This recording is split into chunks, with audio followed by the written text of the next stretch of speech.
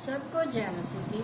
आज हम आपको वचन में सुनाएंगे कि देह एक है और उसके अंग क्या है, अनेक है। जैसे हमारा शरीर है, इसमें बहुत से अंग परमेश्वर ने लगाए हुए हैं और उन सब जो अंग लगाए हुए हैं उनका सबका कार्य एक समान नहीं है। वैसे ही परमेश्वर के बहुत से दास हैं, दासियां हैं, बहुत सी कलीसियां हैं प्रभु की, जो अलग अलग नामों से क्या है जाने जाते हैं। लेकिन क्या है, बेशक वो कलीसियां अलग अलग नामों से जानी जाती है, लेकिन क्या है, वो परमेश्वर में एक हैं। क्योंकि हम वचन में पढ़ते हैं कि मसीह जो है हमारा सर है और जो कलीसिया है वो उसका क्या है, बदन है। तो आज हम वचन में आपको पढ़कर बताते हैं कि जो लोग क्या है अलग अलग कलीसियाओं में सेवा करते हैं और एक दूसरे के विरोध में बातें भी करते हैं, तो परमेश्वर उनको क्या कहता है, परमेश्वर का वचन उन्हें क्या सिखाता है, ये हम पहले वचन में आपको पढ़कर सुना रहे हैं।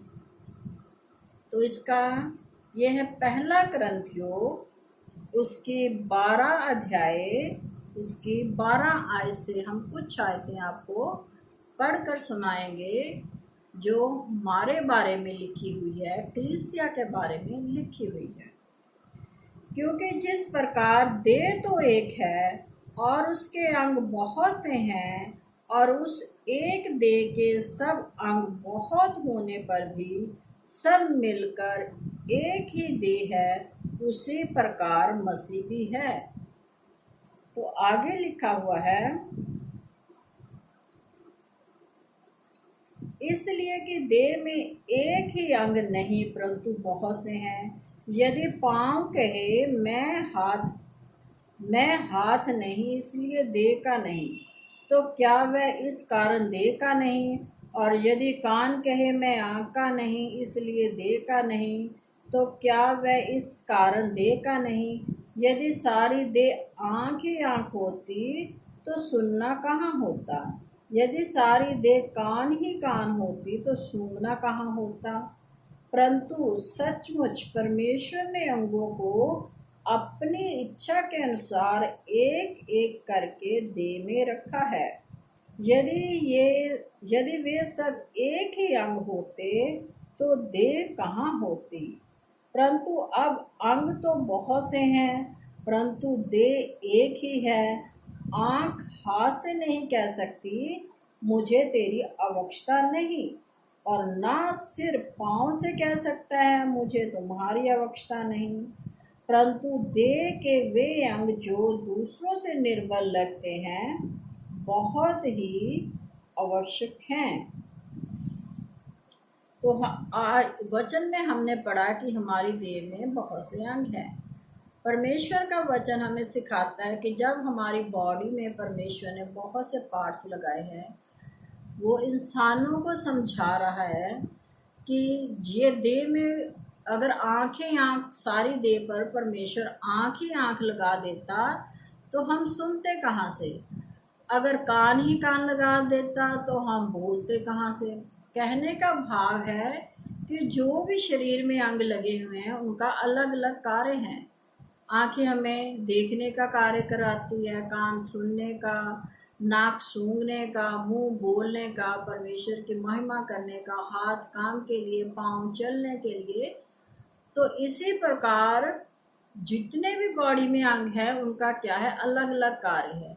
अगर आँख कह दे कि मुझे तेरी, किसी भी अंग को कह दे कि मुझे तेरी ज़रूरत नहीं है, तो ये गलत है। आप बहुत बार देखिए कि जब हमारे शरीर पर कोई भी दुनियावी दुख आता है तो क्या है, उसके साथ हमारा सारा शरीर जो क्या है दुखी हो जाता है। उसके साथ जब हमारा मन दुखी होता है तो उसके साथ हमारा सारा शरीर भी दुखी हो जाता है। हम मन से रोते हैं ना मन से, जब हमारा विश्वास या हमारे मन में किसी तरह का दुख होता है तो हम क्या है, मन से बहुत दुखी होकर रोने लग जाते हैं। लेकिन आंसू हमारी आंख से निकलते हैं, हमारी नाक से क्या है, पानी निकलने लग जाता है, और हमारे होठों के कार्यों को भी आप देखें तो उस समय हमारे होंठ भी अलग प्रकार के हो जाते हैं, हमारे कान भी, हमारा दिमाग भी क्या है, सुन्न हो जाता है। तो क्या है, जब शरीर पर किसी भी अंग को किसी भी तरह का दुख होता है तो उसके साथ वो सारे अंग क्या है, दुखी हो जाते हैं। आप ये दुनियावी बात को देखिए, ऐसा ही होता है। और जब हम खुश हो जाते हैं तो हमारी आंखों से क्या है, खुशी छलकती है, हमारे होंठ अलग प्रकार के हो जाते हैं, हमारी देह में एक अलग सा ही आनंद हो जाता है। तो इससे आप जान लेते हैं कि जो भी परमेश्वर के बेटे बेटियां हैं या हम सब बहन भाई हैं, वो क्या है, परमेश्वर के अंग है। अगर कोई बहन भाई दुनिया में ये कह दे कि मुझे अपने भाई बहन की ज़रूरत नहीं है, तो ये आप कैसे कह सकते हो? जब आपके जीवन में कोई दुख आएगा या कोई सुख आएगा, परमेश्वर आपको खुशी देगा, तो उसे आप किसके साथ सेलिब्रेट करते हैं? अपने बहन भाइयों के साथ। इसलिए कोई भी एक भी मनुष्य हो, वो क्या है, बिना किसी दूसरे इंसान के रह नहीं सकता। बेशक आप परिवार में 5 या 6 जन भी क्यों ना हो, लेकिन फिर भी हमें क्या है, बहुत बार दूसरे इंसानों की ज़रूरत पड़ती है। बेशक वो हमारे भाई बहन ना हो, लेकिन हमारे आस पड़ोस में भी क्या है, हमें बहुत बार ऐसे बहन भाइयों की ज़रूरत पड़ जाती है जो कि हमारी मदद के लिए आगे आ जाते हैं। क्योंकि वो क्या है, हमसे जब हम एक दूसरे से मिलते हैं तो वो क्या है, एक कुदरती इंसानों के अंदर परमेश्वर ने जो प्रेम भरा हुआ है, वो समय प्रेम क्या है, अपने आप बाहर निकल के आ जाता है कि हमें इस भाई बहन की क्या है, मदद करनी है, या इस बहन भाई को ये दुख है तो उसके दुख के साथ हमें क्या है, शेयर होना है। और आप वचन में पढ़ते हैं कि जब इंसान बहुत दुखी होता है तो वो करता क्या है, परमेश्वर के आगे झुकता है, आंसू बहाता है, उसका मन इतना उभर आता है कि उसके अंदर से वो क्या है, आंसू निकलने लग जाते हैं। वो जो आंसू निकलते हैं वो एक दुख को भी प्रकट करते हैं और एक पश्चाताप को भी प्रकट करते हैं, जो हम अपने जीवन में बुरे कार्य को करते हैं। उस समय आपको एहसास होता है कि हमने अपने जीवन में क्या किया है। और जब आप देखिए, जब आप थोड़ी देर रोते हैं, रोने के बाद जब आपका मन हल्का हो जाता है, तो उसके बाद क्या है, अब आपके जीवन में आपके शरीर को एक अजीब तरह की क्या है, शांति महसूस होती है। वो शांति हमें कहाँ से मिलती है? परमेश्वर की ओर से। क्योंकि वचन में लिखा हुआ है कि मैं तुझे कभी अनाथ ना छोड़ूंगा और मैं अपनी शांति तुम्हें दिए देता हूँ। परमेश्वर जो हमें शांति देता है वो दुनियावी लोग नहीं दे सकते। मान लीजिए हमारे जो जिस्म पर दुख आया है उसे तो हमने ही झेलना है, क्योंकि उस दुख का एहसास हमें होता है, दूसरे को नहीं, क्योंकि वो हमारे शरीर पर पड़ा है दुख। उसका हमें कितनी तकलीफ है ये हम जानते हैं, दूसरा कोई नहीं जान सकता। हम लोगों को क्या है, झूठी तसल्ली दे देते हैं, कोई बात नहीं, अच्छा हो जाएगा, ऐसी बहुत सी बातों के द्वारा हम क्या है, एक दूसरे को तसल्ली देते हैं। लेकिन जो तसल्ली, जो शांति परमेश्वर हमें देता है, उसके लिए कोई इंसान क्या है, नहीं दे सकता। ये वचन में आप पढ़ते हैं।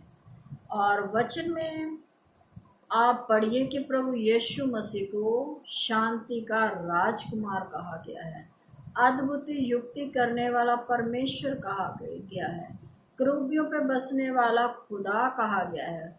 उसको इब्राहिम, याकूब का और इसहाक का परमेश्वर कहा गया है। उसको मूसा और हारून का पिता कहा गया है। ऐसे बहुत से नाम परमेश्वर के जो पवित्र शास्त्र में हम पढ़ते हैं वो है, क्योंकि परमेश्वर नाम बदलने वाला परमेश्वर है।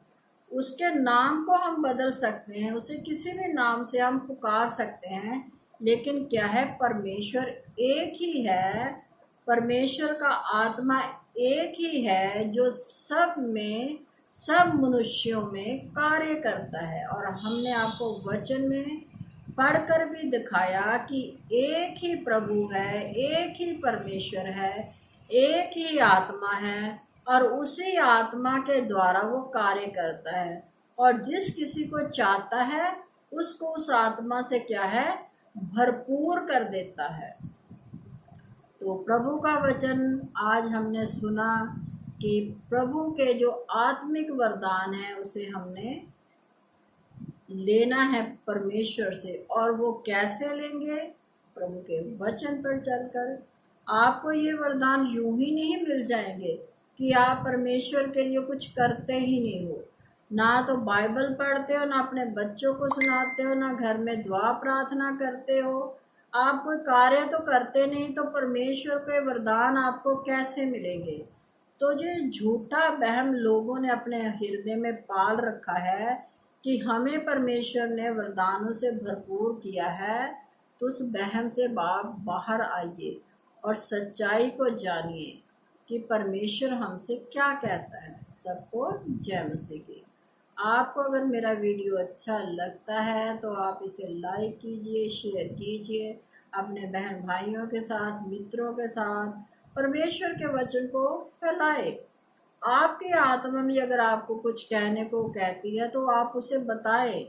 जब भी आप बातें करें तो आपकी बात में परमेश्वर का वचन होना चाहिए। वचन के द्वारा आप हर से बातचीत कीजिए, तो देखिए परमेश्वर आपके जीवन को कैसे बदलेगा। सबको जय मसीह।